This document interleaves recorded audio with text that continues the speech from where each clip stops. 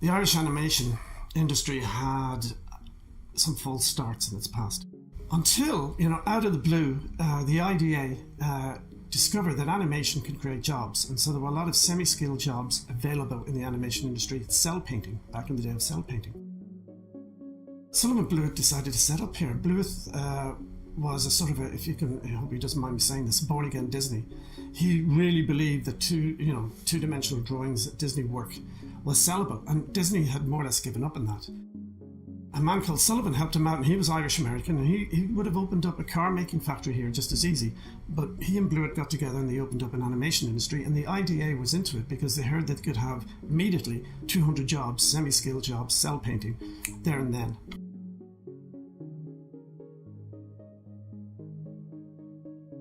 Would you consider looking at Ireland? We have a great program to bring in new industry. And what happened though in Ireland is the IDA was giving us grants to train people. Grants means money, and money is what we didn't have. So what we did is we decided, and Morris had a big part of this, decided we will go to Ireland. And up to that point, my name was the first name on the studio, right? But he said, no, I'm Irish, they'll know this, and so he says it's Sullivan Blueth, and we changed it. No, we had to pay our own flights, and we had 87 people and their families to get to Ireland. The money we got, $1.5 million is what it cost to get our crew to Ireland. We sat up there. We were discussing what this was going to be, American Tail. And when Universal told us, we told them, well, if we're doing this with the union, it's going to cost about $11.4 million. Well, we're not going to spend $11.4 million.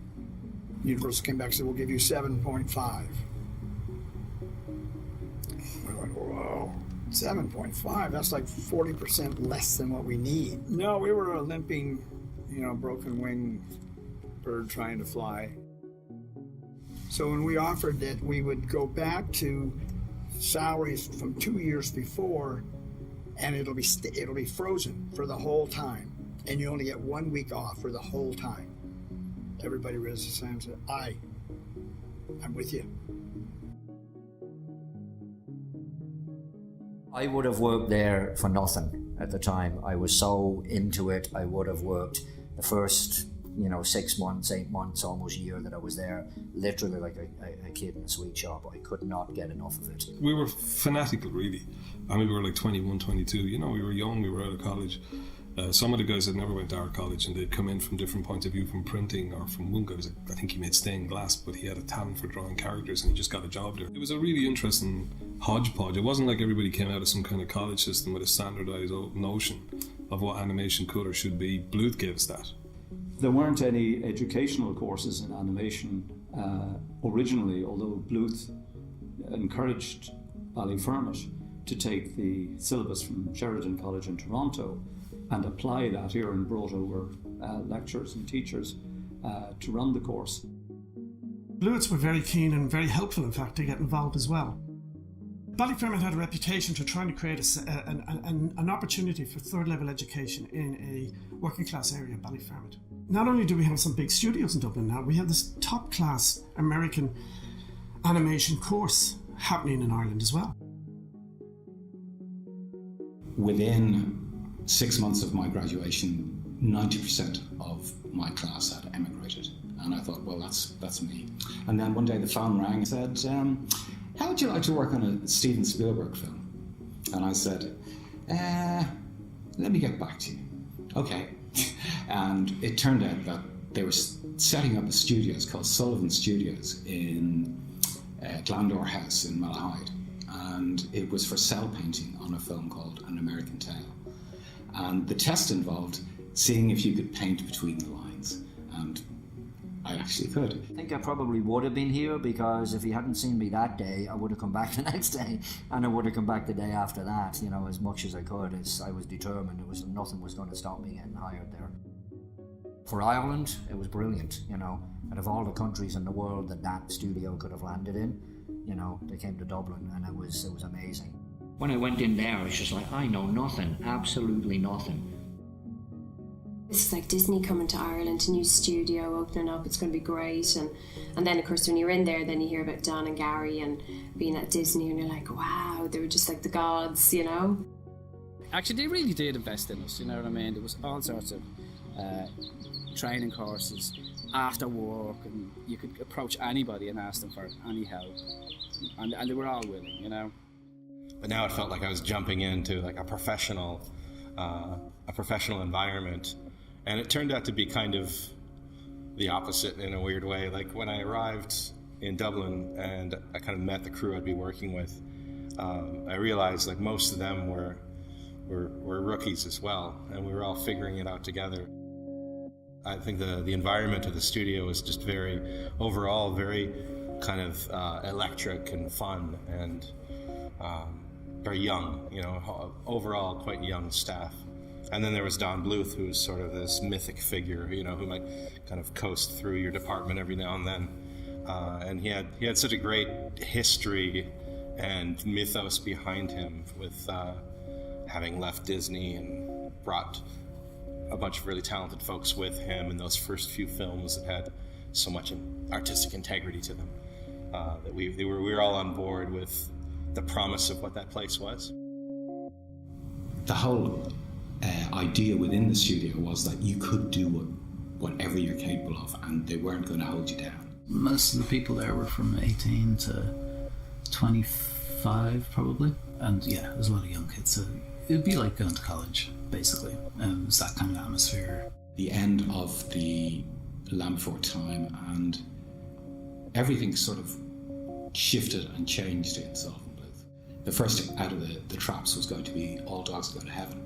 The sense in the studio was very much like, now we're making our films. There was an air of confidence and an air of real adventure. And everybody wanted to achieve the end goal. And the end goal was always the feature film for release. Animated features in those days took 300 to 500 people, 2 to 3 years to create. They're massive projects. To have a crew of people, and I think this is where Don and Gary did hugely good work by encouraging everybody around them. The culture was always how to create something visually beautiful, and they did a great job of doing it. It was very exciting. It was exciting because there was nothing like that ever before in Ireland, and we were the biggest employer, not just in the sector, but we were the animation industry in Ireland for a very long time, and the biggest animation company in Europe. And Don, for a time, his films were beating Disney at the box office. It was like a family. We spent so much time together all the time, and for a lot of us it had been very formative years, you know, in our professional careers, and we'd shared a common vision, and we'd had a lot of laughs along the way. And I see people on my Facebook and on the Don Bluth Films Facebook all the time that are ex-employees that are now working at DreamWorks or Disney or Sony, even Pixar. They're always on there, and they're always making comments about what it was like when we worked in Ireland. And I think somebody put a special page up that was, we all worked in Ireland for Don Bluth. Two of us kind of realising at the same time, was like, you know, we were actually some of the first animators in Ireland. You don't even think about it, you know? They inspired us to believe that we were building a studio and we were building films, we were making films there that were world class, and they were. I arrived in 1990. I think the point that they were trying to prove had been proven in a way, with The Secret of NIMH and Land Before Time. I was hired on to A Troll in Central Park, and then I went on to work on Thumbelina, not their most stellar films. At the end, I can remember lots of people got let go. A lot of us had been there nearly 10 years, and our experience levels were huge, and we all thought, this is a going concern. Why can't we just continue on as a studio? Of course, it all comes down to money. And then the liquidation happened, and prior to that, things were on shaky ground, and then all of a sudden, one day the doors were just closed, and people were left to fend for themselves. And we all had to scatter about and try to land jobs, you know, at Disney Paris or any other animation studios that were hiring, but it was a desperate scramble. And I think when some of us were hired back after that liquidation, for those next 2 years, the atmosphere had changed a lot. It was no longer kind of fun-loving and spirited. It was a little bit more, a little bit more of a depressing atmosphere was in the studio. You have to be sure that the picture makes money or you won't live to make another one. And I think our series of falls, when we had our studio, had to do with the fact that we made sometimes not very wise business decisions.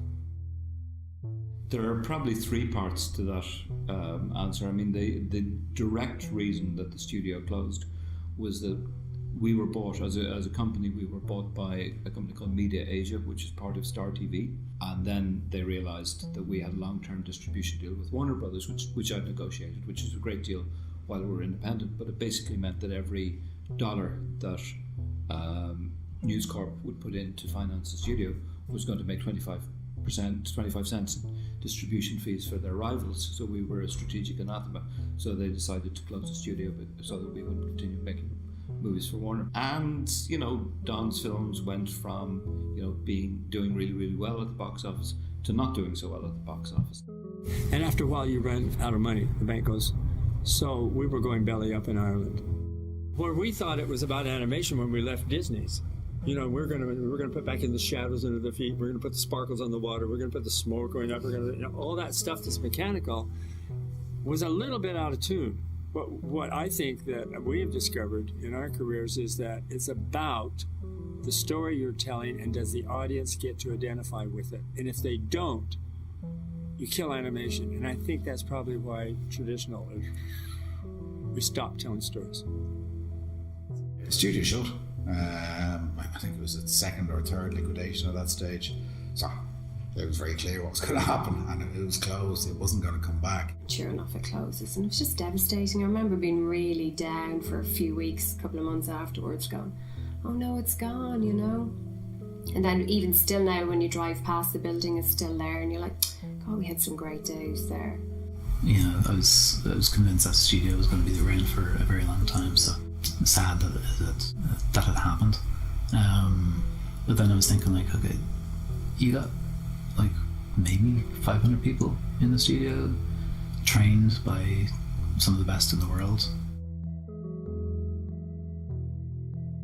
We were offered a job at 20th Century Fox, and Bill Mechanic, who was the president at the time, came over and talked to us and had dinner with us and everything, and said, come over here and start an animation studio here. Then came the trek back to the United States with all of the people, and some of the people we'd collected from Ireland, and all came back with their dogs and their cats and their wives and their kids and all that, removing again and starting all over again with another studio. I still have my old passports because of the number of stamps that are in there for US immigration. They opened the world to me, and I'll never forget that. Never. The experience of working in LA with these huge stars and working alongside incredible professionals, that are never, they're never lauded or anything. But if you look down the end of the credits on films and you see who the re-recording mixers are and who people that their talents are incredible, and to be able to work alongside them meant I was able to soak up their knowledge. For a kid like me from Raheny to end up working in Hollywood was like a dream, and which made the end even sadder. There should be statues to the legacy of those guys. It'll live on. They changed the lives of so many people. When Sullivan Bluth shut down, it sent, a lot of Irish animators to Arizona, and then some of us stayed behind. Some people went to Paris. But there was a general assumption that without the Americans running things, it would be very, very difficult to repeat that, or maybe impossible. But there was a feeling at the time in Europe that it was somehow failed, that none of the groupings actually stayed together. All of the studios went their own separate ways. Well, even the bigger studios were in decline, so I'd say it was pretty grim. There was very few people working independently in animation. If they wanted to continue with the career, had a choice to either stay and sort of start your own studio or go abroad. All through college as a young, I'm going to England. I mean, we used to fantasize about like setting up our own thing one day, but it was very much a fantasy. And we almost, like, we'd really accepted the fact that we'd have to go to at least the UK to work for it. We said, like, oh, we'd work in the UK for a year in a games company, earn some money, then go to Canada maybe where there's a bigger industry. When we came out of college, I think when my year graduated, there was about 12 people in the class, and I think 10 of them went to the UK, straight into the games industry, all at the same company. And then another guy, Tom Caulfield, went down to the saloon, and I was gone to the States. We kind of lost almost a whole generation. There was initially disbelief that suddenly it was all falling apart, but then more younger people realising, well, hang on, we could maybe start to do some of this ourselves. It was just a very exciting time as well. It was trying to figure out just how do you get things made.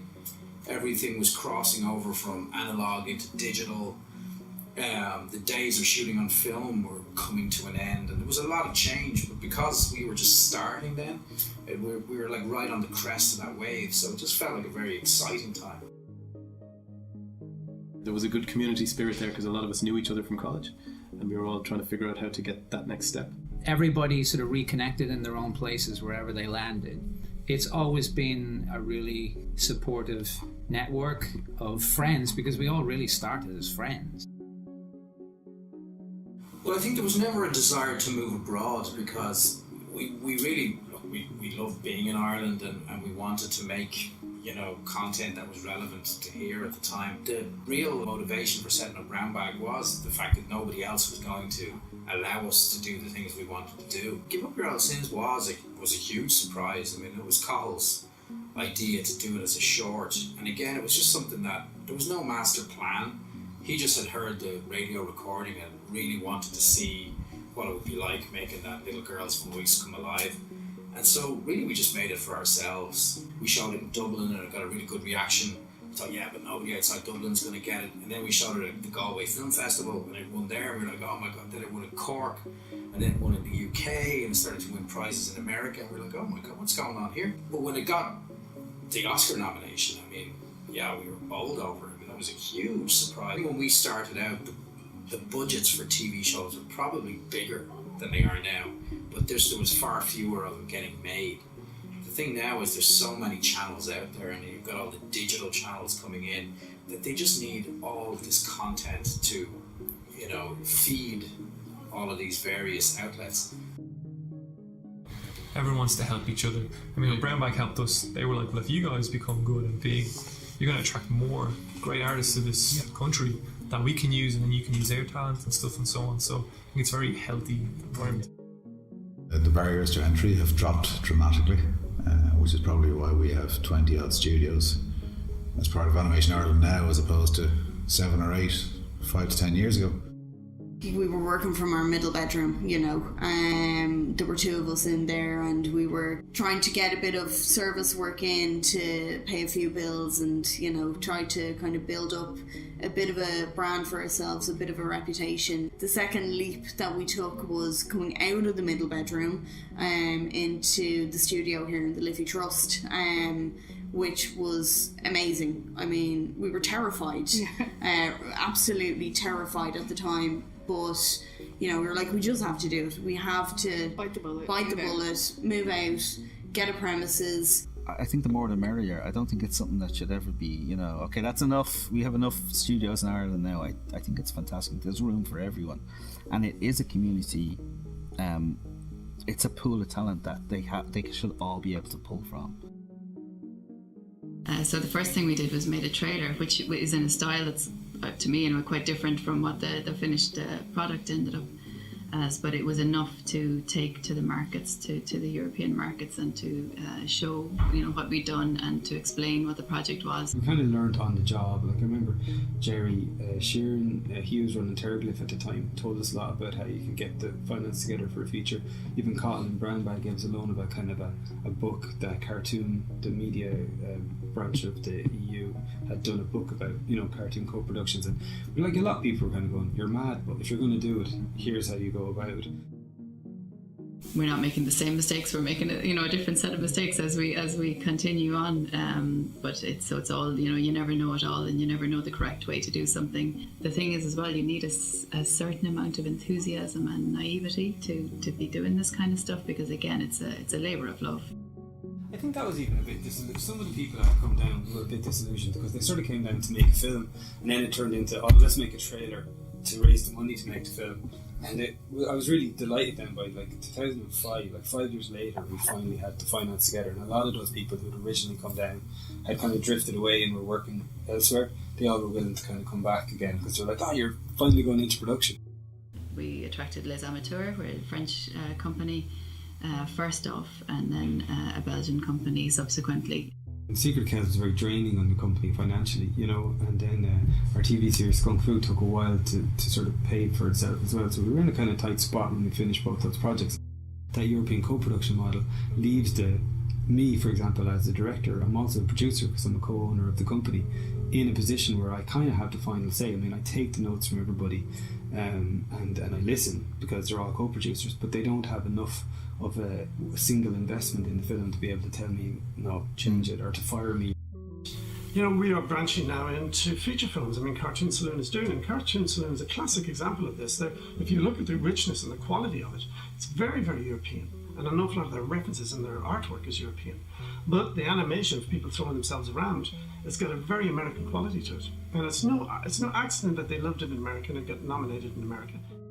But you know what's mad? The fact that people are surprised that it's an Irish story just shows how conditioned we are. That every show has to be set in New York, or every film is set in New York. Why not? People should be saying, why not? Why not make an Irish film? Always at the heart of it, we had a kind of illustration or traditional media look that we always try to keep. But we've also had a kind of forward-thinking approach that if you're working with a limited budget, you have to be clever about how you get that look, and so sometimes that look is achieved with pencil and paper, but sometimes you can achieve that look just as well or even better using software in a clever way. So there's always been a bit of a guerrilla attitude, so we've always mixed and matched with other software we needed to make things work. Irish artists have found a new way to sort of express themselves with new tools. They've just jumped in and grabbed a hold of it as a storytelling tool, and we just keep going, which is really great. Whereas Sullivan Blues was more of a very Disney-esque way of going, lovely, beautiful styles. Definitely Ireland has its own style, I think, as well. The skill sets that have been built up in management, in the various people running the studios now for several, 10, 12 years, that's a lot of management skill. They know how to sell movies, they know how to make movies, how to pitch them to various people who's going to buy them, how to actually put the team together. There's a huge skill set of artists here and technicians now, which wouldn't have been here 10 years ago. I don't think the model in the 80s and 90s could have worked that we have Sustained. now. It was a different model. It was more like a kind of maybe more like Google or Amazon or something coming in. You know what I mean? It was like a big company having a base in Ireland, and maybe it was to do with low cost labour and different things like that. Whereas the skill set that they left behind is what created the new industry now, which is, I think, much more sustainable. It's a very attractive place with very sort of rich lore, and I love that Paul Young and Tom Moore are kind of tapping into this amazing sort of Irish folklore. I've actually written a live-action screenplay that I set up at Disney that's all based around, Irish fairies and banshees, and I think it's just so rich.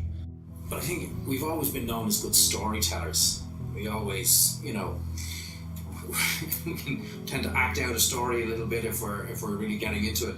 And in many ways, animation is just telling stories, but not just animation. I think getting into a room and convincing people to give you millions of dollars and make a TV show, you got to have a really good story. You got to have people like you. You got to have people want to work with you. So I think our storytelling comes in very handy when it comes to selling ourselves internationally.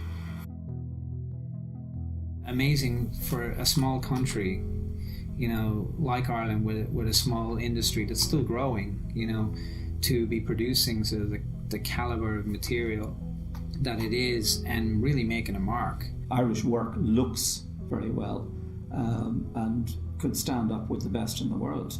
Ireland isn't a backwater in the animation world. Ireland's at the forefront. along with a number of other countries, but Ireland is right up there. You can't force these things to happen, and you can't recreate them, in some sort of, synthetic way. It has to be organic, and it just was. It was just everybody, the right kind of attitudes, the right type of people, the right types of mixes of talents. We actually have, graduates from Ballyfermot, graduates from IDT who are doing brilliant things around the globe in animation and VFX and related industries. So there were people there we could reach out to come back and do talks. So that's something we set about doing. Did the Galway Film Festival this year. The lad that won the shorts came up to me afterwards and said he was in Dunleary, I think it was, and he went and spoke at Dunleary, and he said he was going to leave, he was bored or didn't think there was that in it, and then I was there, spoke about just commitment to animation. It doesn't matter, what anybody else gets out of it. So long as you feel you've told your story honestly and you put it up there and you can be proud of it. He gave me the credit for the fact that he stuck around. That's an amazing thing, that there's a moment at home where you can go and work on a feature or in commercials. None of that existed. None of it, not a thing. None of that existed at home.